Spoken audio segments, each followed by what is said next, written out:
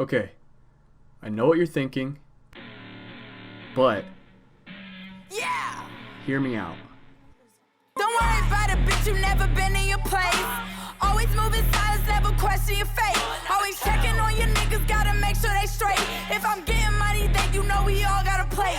Since a baby in a tummy, mama knew I was great. First of all, don't ever feel like you have to look or dress a certain way to like a type of music. Like, you can look like this and listen to Gangstar. You can look like this and listen to Death Cab for Cutie. And you can look like this and listen to Rico motherfucking Nasty. Being elitist or gatekeeping music is like the dumbest thing that I've ever heard. Like, let people like what they like. And don't ever let anybody tell you what you should or shouldn't like. Except for me. Only listen to me.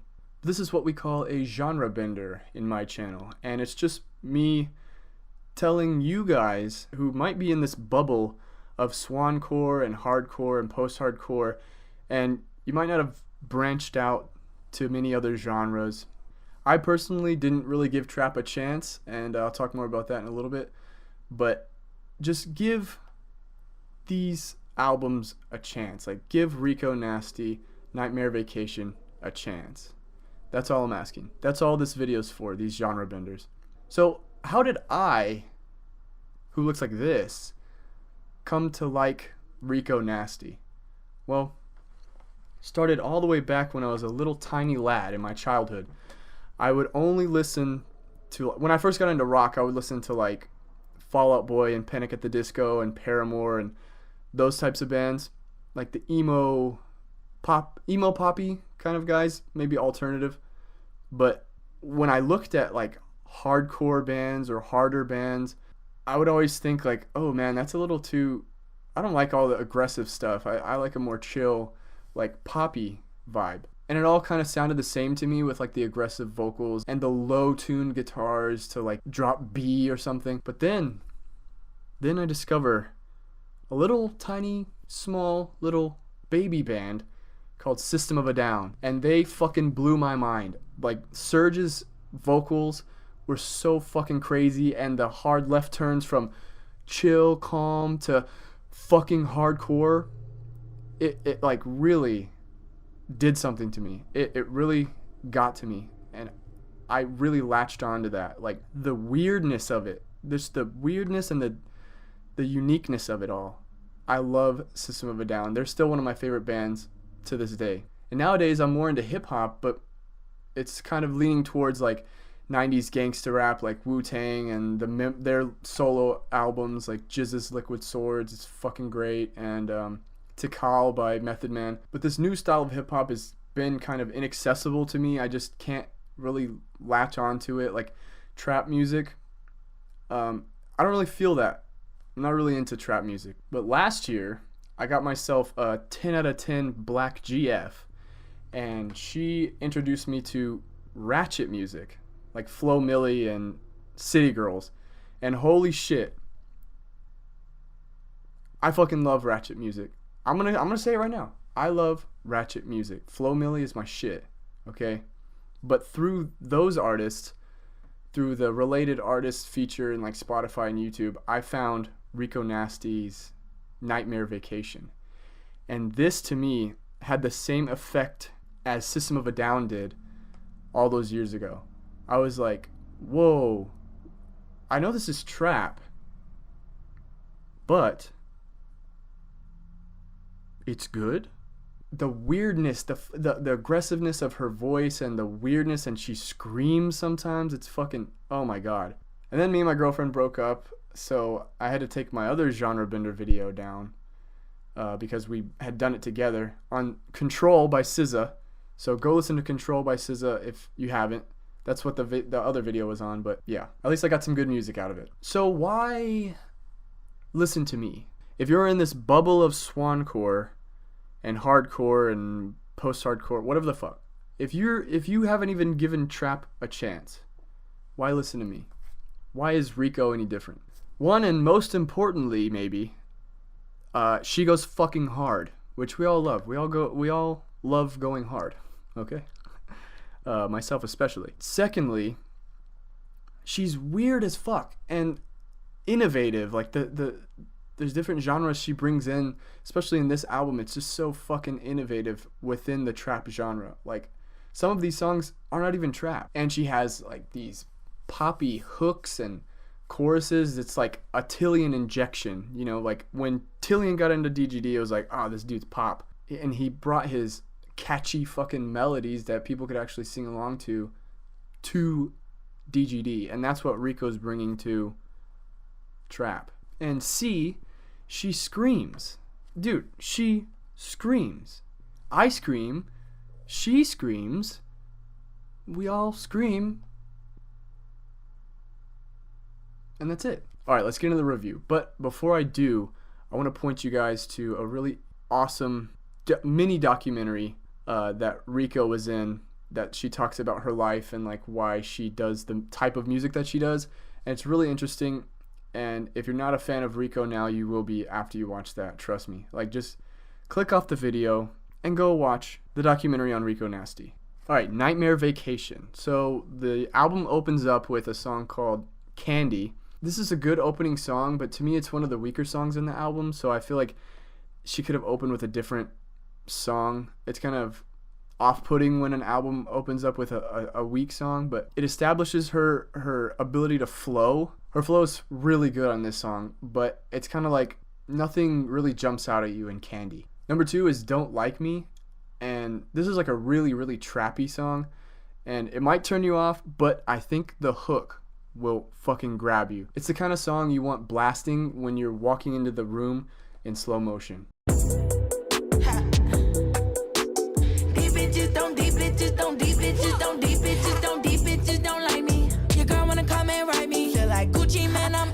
You know, number 3 is Check Me Out, and I really like this one for her aggressive flow and like the different types of voices she adopts. She changes her voice a lot in this one, and it's really cool because you can feel her being really weird. You know, I really like it. This one's like really short. It's under 2 minutes. Actually, this whole album, all these songs are so short. Most of them are under 3 minutes. So if you don't like one, just wait a little bit. A new one's gonna come in a little bit. So just give it a chance. Listen to this the whole way through. Trust me. And then number 4, iPhone, out of fucking nowhere with this insane hard beat and these catchy as fuck vocals. Like, he on my hips like a Tamagotchi. Leave a heart on my wall so I can know you like me. I'm important, can't be found with just anybody. We was late but we still pulled up to the party. This time won't be nothing like the last one. Smoking so much gas I forgot to put my mask on. Nails razor sharp, called you up my iPhone. Let me hold my hand for you while you put my ice on. Yeah. Try not to fucking dance to this. I dare you. But the vocals are really, really good. The auto-tune works really well with her voice, and I like to hear her sing. I really like her voice, her singing voice. It's great. And infectious as fuck. Like, this has been in my head since I first heard it. I can't sleep because this is in my head.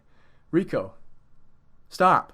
Number 5 is STFU, and yeah, she made a song called Shut the Fuck Up, and the chorus is shut the fuck up. It's so hard, dude. Her flow on both of the verses is so fucking sick. Like, she's really talented when it comes to rapping and singing. She knows that it's crazy to make a song where the chorus is shut the fuck up. That's so crazy and cool. Like, she's just having fun, and that's what I love. Number 6 is Back and Forth, and all I can say about it is it makes me want to fuck. Makes me want to fuck. Makes me want to have sex. You know what I mean? In the feature, Amine, he's so fucking good. I want to fuck him too. I want to fuck him too. Yeah, try not to fuck to this song. I dare you. Number 7 is Girl Scouts, and this one was a little bit of a weak song for me too. I think it's just because of the beat, and her flow on this one's a lot more trappy, and it's just like a little too slow for me. There's no like really hard parts that stand out or any catchy melodies that stand out, and it's just like a weird mix of energies. Like, she has pretty aggressive vocals, but the beat is like slow. It's not mellow really, it's just like a slow trap beat, and it doesn't really work for me. Number 8 is Let It Out, and it's the fucking hardest song on the album. It's glorious. Her screaming in the chorus is so fucking sick. Let it out, let it out, let it out, let it out, let it out, let it out, let it out, let it out, let it out, let it out, let it out, let it out, let it out, let it out, let it out. It's so hard, dude. I'd march to that shit. And try not to scream to this song. Like, you have to. I had to. Get the fuck out my way! Get the fuck out my way! Number 9 is Loser, and that one has like a trappy guitar beat in it, and it's really, really good. I love her vocals in it. It has a really great hook, but I don't like Trippie Redd. I just don't like his voice. But overall, it's a good song. He doesn't completely ruin it for me. I still like Loser. It's really good. Number 10 is No Debate, and that has like a really 2000s club vibe to it. This is another dance jam. Like, you have to dance to this. Like, I need someone grinding on me at all times while I'm listening to this song. And also, I really like the confident lyrics. Like, lyrics never really stand out to me, but I really like the lyrics in No Debate. They're really in your face and confident. Number 11 is Pussy Poppin', and this one's the most ratchet song in the album, and I fucking love it. I love hearing her have fun with the different styles and the voices that she uses. And I can just imagine her in the studio and she's like making all these funny faces while she's recording. Like, I don't really talk like this, I know. It just gives a cool, like, really fun vibe. I like it. And it's ratchet. Love it. Number 12 is Oh For Real, and I really like the beat on this one. It's like real trashy, like, but in a good way. This one's also a little slower like Girl Scouts was, but it seems to work a lot better here. Like, her flow rides that slower, trashy beat better than in Girl Scouts, and I like this one a lot. Number 13 is Tin Foe, and I just think this one is a little too like textbook trap for me. It's gonna be another one of my weak songs. Yeah, it's just a little too like obvious. She's not really breaking out. I like her more when she's breaking out of the trap mold, but you know, I do like her harsh vocals here. It's pretty cool. But it's just another one of my weak songs. Number 14 is Own It, and this is another like really fun club song. And I really like the way that she just has a lot of fun with her really confident lyrics again. Like, she's just flexing and not feeling bad about it at all. And I really, really love that. She's just doing her own thing and like, fuck you, bitch. Own it. I love it. Number 15 is Smack a Bitch Remix. And this fucking guitar riff over the beat is so hard. It goes so hard, dude. And the way that she flows over it is perfect. And the way that she says, "Oh my fucking God," before the chorus, it's the hardest shit ever. I will say I like the original Smack a Bitch compared to this remix, just because of the features. I do like the features. Ruby Rose starts out and she's kind of like, her persona is kind of normalish, and then it goes into Sukihana and she's like a little bit weirder, and then PP Cocaine shows up and she's just fucking off the wall crazy. I really love PP Cocaine's vocal style. Like, her scream technique is really good, and I love her flow and her cadence, but just, it's a little too weird. I guess I don't like her lyrics. Something about it I don't like, but it doesn't ruin the song for me. I still jam this fucking remix. But like I said, I do prefer the original, which is what closes out the album at track 16. It's the Smack a Bitch original with just Rico on it, and I really enjoy that one. So it's a good closer to the album. So final thoughts, my standout tracks are definitely iPhone and Let It Out, just because iPhone is so melodically perfect and Let It Out is so fucking hard. The way that Rico brings in different genres to complement her trap style on this album reminds me a lot of Afterburner, when DGD brings in like Latin style and some trap style and nu metal even. And I'm gonna say that Nightmare Vacation is to trap music what Afterburner is to post-hardcore music. It's just taking the genre to a whole new level by bringing in and borrowing from other genres and making them their own. And that's what Rico does with this. And I appreciate her so much for that. Taking risks. And I'm going to give it an 8 out of 10. Please go listen to this album. Just give it a chance. If you don't listen to the album, definitely watch that documentary. I'll link everything in the description. Thank you so much for watching. This is Genre Bender, officially Genre Bender number 1. More to come. So I'll leave you with this.